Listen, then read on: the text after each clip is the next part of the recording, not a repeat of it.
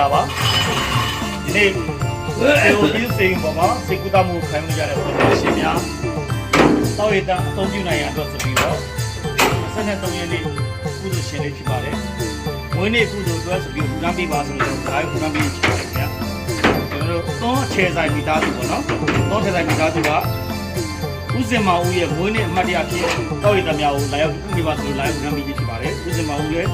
ဒီဝင်းနေ့မှာစာရေးဒီပေါင်းမဲ့တော့ကျမချမ်းသာယူပြီးဆန္ဒတော်ကပြည်မှာပြည်သူစုတော်တာပူတာပေးပါတယ်။ဝင်းနေ့လူရှင်ဦးစင်မောင်ဦးတန်းနဲ့တောက်ရတဲ့များသုံးဆောင်ပြပါဝေနာရှင်များလည်းအရှိကျမ်းမှာဘေးရန်ကင်းကွာ၍ဒီနေ့ခန်းစားနေတဲ့ယောဂဝေဒနာများ